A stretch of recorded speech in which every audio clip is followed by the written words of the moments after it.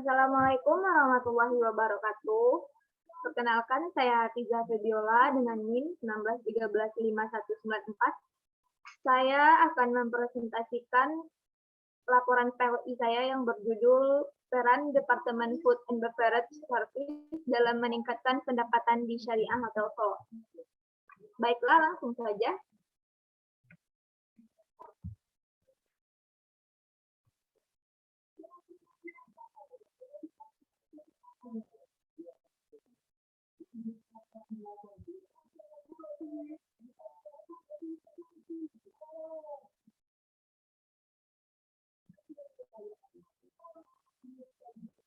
Baik, yang pertama yaitu bab 1 pendahuluan.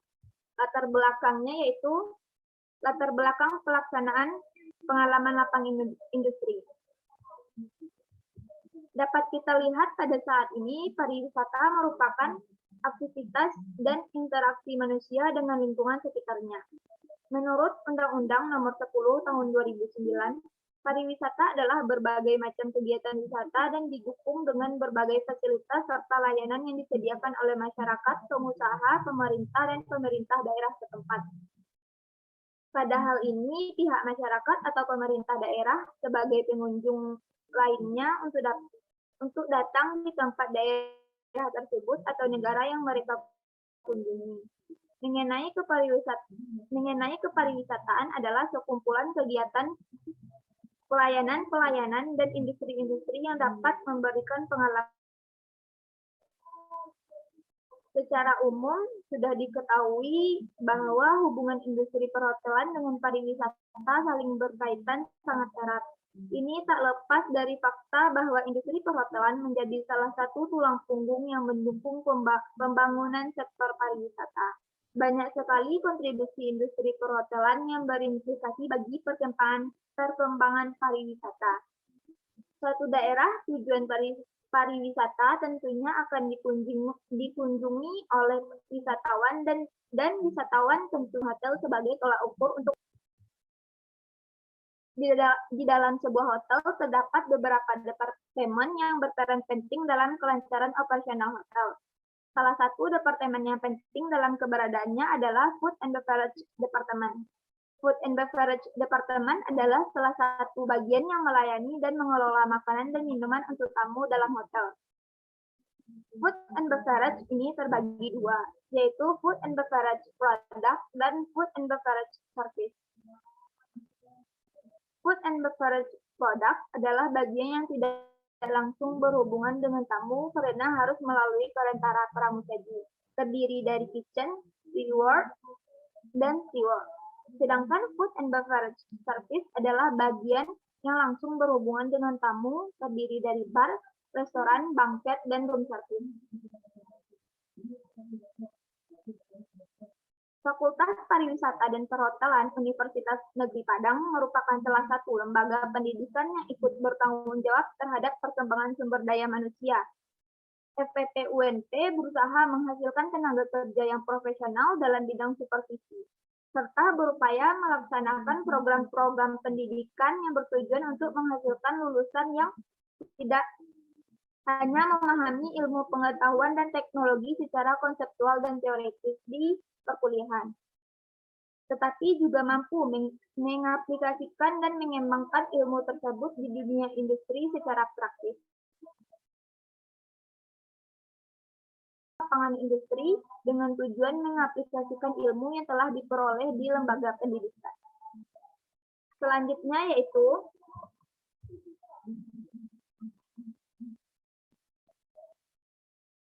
tujuan pelaksanaan pengalaman lapangan industri. Adapun tujuan dan praktek lapangan industri ini terbagi menjadi dua, yaitu tujuan umumnya. Menurut buku pedoman pengalaman lapangan industri di masa pandemi COVID-19 menjelaskan bahwa secara umum pelaksanaan PLI bertujuan untuk mendapatkan atau menggali pengetahuan praktis di lapangan industri melalui keterlibatan langsung dalam berbagai kegiatan di dunia industri, memupuk sikap dan etos kerja mahasiswa sebagai calon tenaga kerja profesional yang siap kerja, serta mampu membahas suatu topik yang ditemui di lapangan melalui metode analisis ilmiah ke dalam bentuk suatu laporan PLI. Tujuan khususnya yaitu mahasiswa diharapkan mampu mencapai pembentukan profesionalisme dalam bidang kejuruan yang mencakup wawasan di bidang kejuruan. 2. Mahasiswa diharapkan mampu beradaptasi dengan lingkungan kerja yang dijalani selama kegiatan PLI 1. 3. Mahasiswa mampu membahas suatu topik yang ditemui di lapangan melalui metode analisis ilmiah ke dalam bentuk suatu laporan PLI. 4. Mahasiswa mampu melatih kedisiplinan kerja dengan mematuhi peraturan yang diterapkan di perusahaan atau industri. Selanjutnya yaitu ruang lingkup kerja.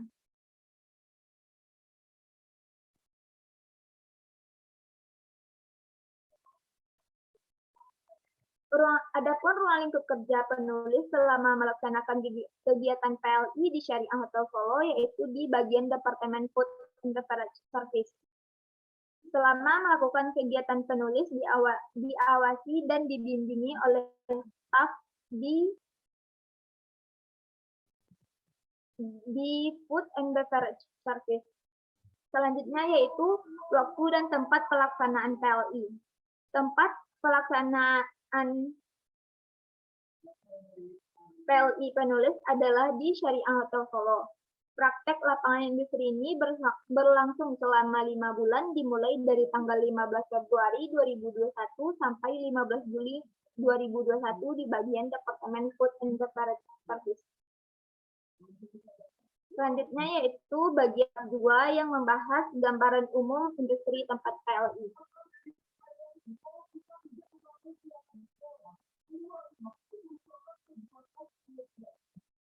Pertama, yaitu profil dan sejarah Syariah Hotel Solo.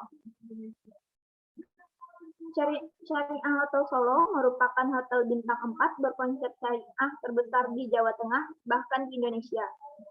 Dibangun 7 tahun yang lalu pada 11 Maret 2014 di Kota Solo, Jawa Tengah, yang memiliki 11 lantai.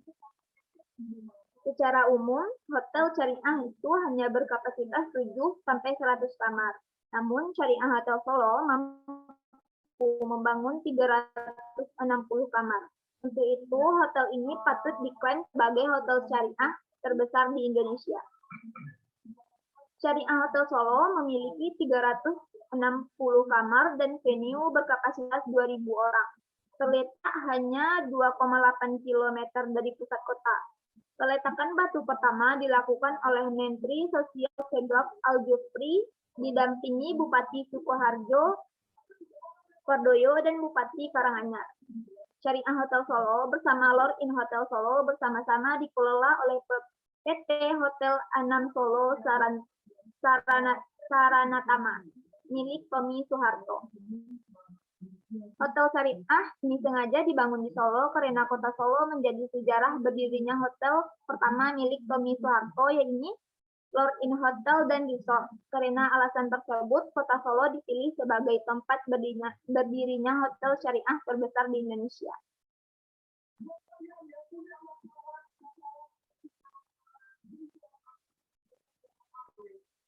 Syariah Hotel Solo menghadirkan suasana hotel yang baru dan berbeda di kota Solo.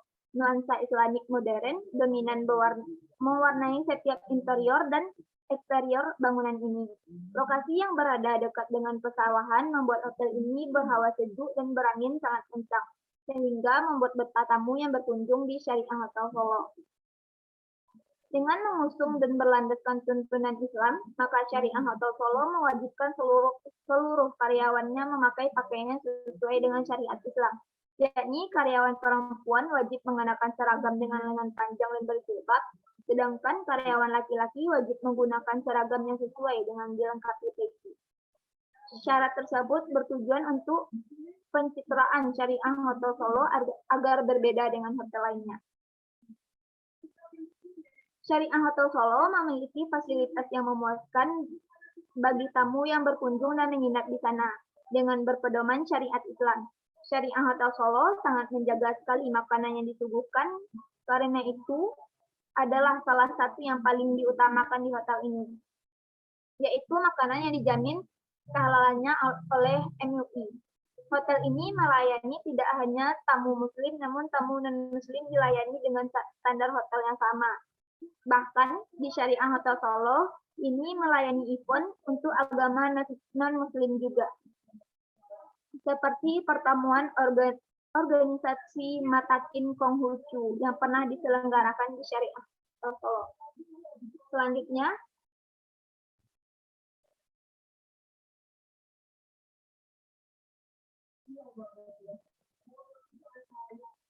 yaitu visi dan misi Syariah Hotel Solo. Visinya yaitu menjadi hotel syariah berbintang pertama di Surakarta dan Jawa Tengah yang paling diminati konsumen dan mendapatkan keuntungan secara signifikan dalam 5 tahun ke depan. Misinya yaitu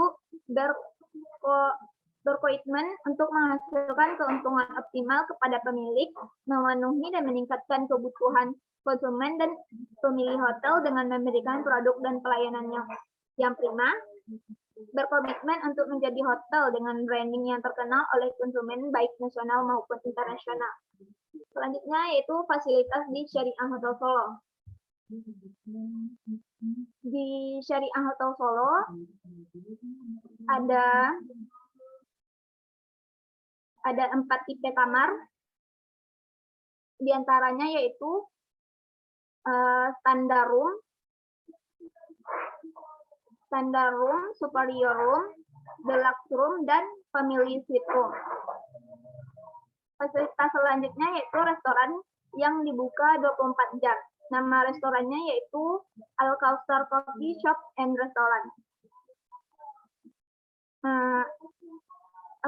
Al-Kausar Coffee Shop dan Restoran Syariah Hotel Solo merupakan restoran pertama yang mendapat sertifikat halal dari LPPOM MUI Jateng yang menjamin semua makanan dan minuman yang disajikan halal dengan berbagai varian masakan ala carte Eropa sampai dengan menu Timur Tengah. Selanjutnya yaitu musola. Musola ini terletak di setiap lantai, di mana memudahkan tamu untuk melakukan ibadah. Syariah Hotel Solo selalu rutin mengadakan sholat berjamaah di lantai dasar untuk karyawan maupun tamu. Selanjutnya yaitu ballroom. Di Syariah Hotel Solo ada 3 ballroom yang terletak di lantai 12 dengan kapasitas yang besar. Di antaranya yaitu Al-Fawaz, Al-Mumtaz, dan Ar-Rayhan. Selanjutnya yaitu meeting room. Meeting room terletak di lantai 1 dan 2. Ada 4 meeting room. Selanjutnya yaitu fitness center dan swimming pool. Untuk akses fitness center dan swimming pool masih bergabung dengan Lor'in Hotel Solo. Selanjutnya yaitu spa dan sauna. Spa dan sauna selama pandemik masih close sampai waktu yang belum ditentukan. Selanjutnya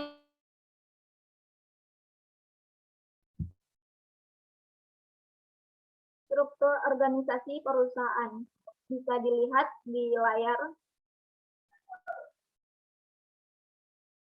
Selanjutnya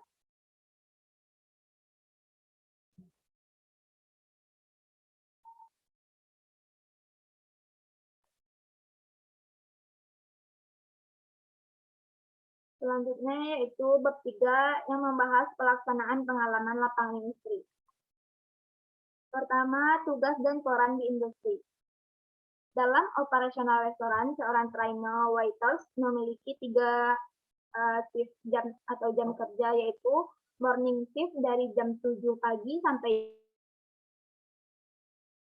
sore, evening shift dari 3 sore sampai jam 11 malam, night shift dari jam 11 malam sampai jam 7 pagi. Untuk masing-masing shift, para waiters dan waiters bekerja selama 9 jam per hari. Untuk selanjutnya, untuk masing-masing shift, para akan dibahas untuk morning shift, yaitu membaca logbook, membaca BOO, mengecek equipment, breakfast, polishing, dusting table and buffle, menyiapkan snack dan welcome drink, cek floor, handle a la carte, dan room service. Dan sebelum pulang juga menulis logbook. Untuk evening shift yaitu membaca logbook dan membaca BEO untuk mengetahui event apa saja yang ada pada hari itu.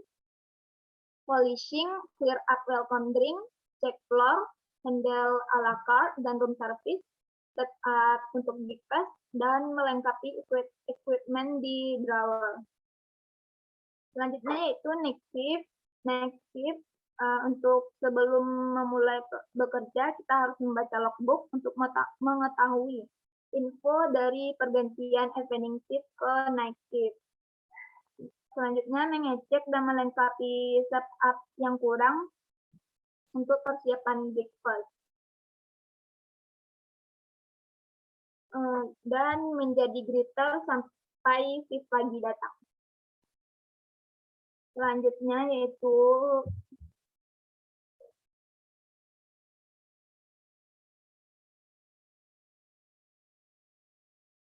hambatan dalam pekerjaan dan menyelesaikannya. Selama PLI di Syariah Hotel Solo, penulis menemui beberapa hambatan dan penyelesaiannya telah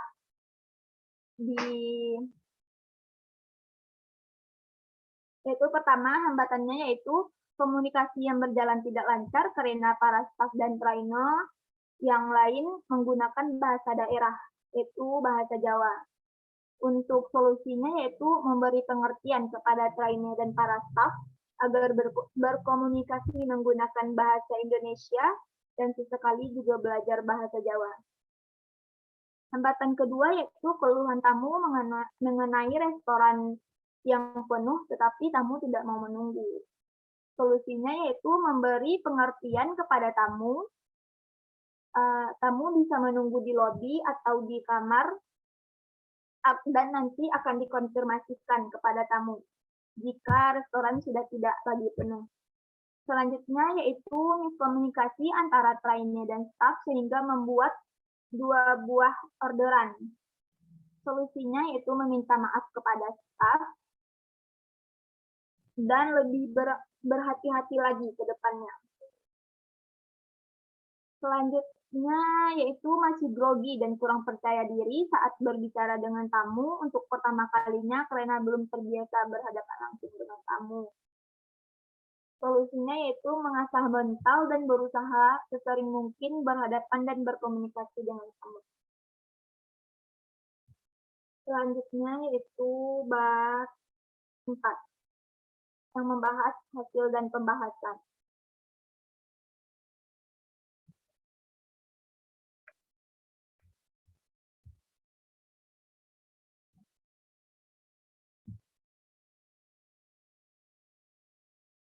Pertama yaitu aspek-aspek teoritis. Pengertian Departemen Food and Beverage. Food and Beverage Department pada suatu hotel adalah suatu bidang yang bertugas menangani kebutuhan makan dan minum, di mana kebutuhan makan dan minum adalah merupakan kebutuhan pokok manusia termasuk tamu-tamu hotel atau setiap individu yang datang untuk memperoleh jasa hotel. Oleh sebab itu, bagian ini merupakan sarana mutlak yang harus disediakan di hotel. Pembagian Food and Beverage Department. Food and Beverage Department terbagi menjadi dua, yaitu Food and Beverage Front Service dan Food and Beverage Product. Selanjutnya yaitu pengertian Food and Beverage Service. Food and Beverage Service merupakan salah satu bagian dari Food and Beverage Department. Departemen ini termasuk departemen yang sangat penting sebab ia dapat menghasilkan atau mendatangkan keuntungan dari servis yang diberikan yaitu berupa penjualan makanan dan minuman. Tamu yang tinggal di hotel tidak saja memerlukan tempat tidur, tetapi juga memerlukan makan dan minum yang akan dilayani oleh bagian peta hidang atau food and beverage service. Tujuan dari food and beverage service di sebuah hotel adalah untuk memenuhi selera tamu kepuasan dari makan dan minum, untuk memelihara dan meningkatkan nama baik hotel, khususnya tamu dari luar hotel yang ingin membuat penjamuan. Memberikan pelayanan sebaik mungkin kepada tamu hingga tamu merasa puas. Hal ini menyangkut pelayanan, mutu makanan dan minuman, sikap karyawan, dekorasi dan suasana ruangan, serta peralatan terjaga kebersihannya. Melayani atau menjual makanan dan minuman sebanyak-banyaknya dengan harga yang sesuai. Dalam suatu hotel, food and beverage departemen berfungsi sebagai penjamu pelayanan minuman dan makanan pada tamu hotel.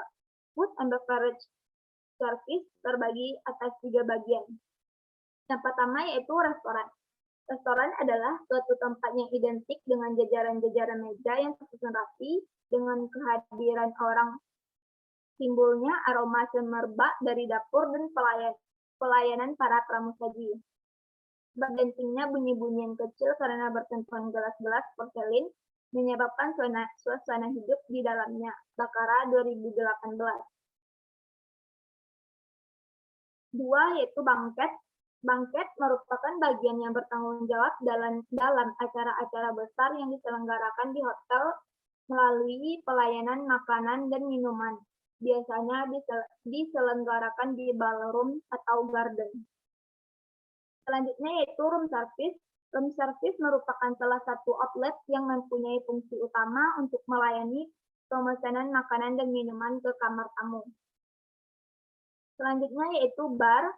Bar adalah tempat di mana tamu dapat memesan dan menikmati minuman baik alkohol maupun non-alkohol.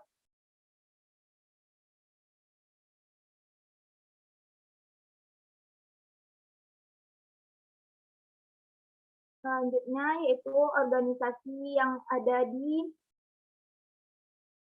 food and beverage departemen. Yang pertama yaitu food and beverage manager. Yang kedua head waiter atau supervisor. Yang ketiga ada kapten. Yang keempat waiter atau waiters.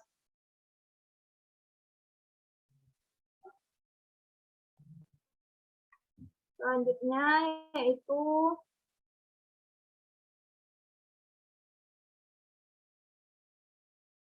outlet penjualan dan penyajian di Syariah Hotel Solo. Yang pertama itu ada restoran. Restoran adalah tempat yang disediakan khusus untuk melaksanakan penjualan dan penyajian makan dan minum. Restoran adalah ruang atau tempat yang disediakan di area hotel untuk melaksanakan penyajian penjualan makanan dan minuman. Aspek utama yang menentukan keberhasilan restoran yaitu lokasi. Lokasi harus strategis dalam pengertian mudah dikunjungi, memiliki ruangan yang representatif sehingga membuat pengunjung benar-benar merasa nyaman berada di dalamnya. 2 yaitu makanan dalam keadaan fresh dengan cita rasa yang relatif sesuai rata-rata selera pemesanannya. 3 kelengkapan peralatan yang dimiliki.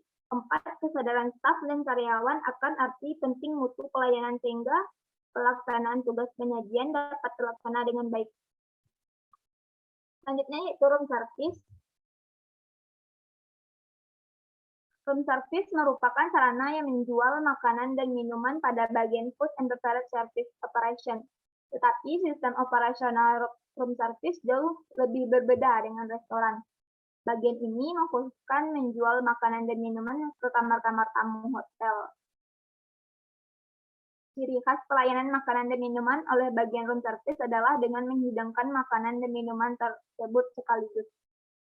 Selanjutnya yaitu bangket. Bangket dipersiapkan oleh pihak hotel jika hotel tersebut mengoperasikan gedung-gedung khusus yang digunakan untuk pesta. Pesta yang diselenggarakan hotel dapat berupa penyelenggaraan oleh hotel itu sendiri atau oleh pihak lain yang menyewa gedung tersebut. Bagian banket akan melaksanakan kegiatan ini mulai dari persiapan pesta sampai proses pembayarannya. Selanjutnya itu GrabFood dan GoFood selama pandemi.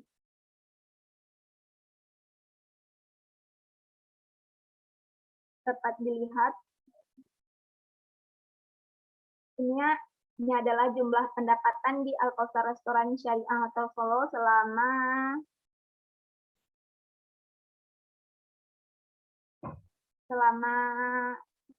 7 bulan. Dikarenakan lagi pandemi, maka kapasitas hotel juga menurun.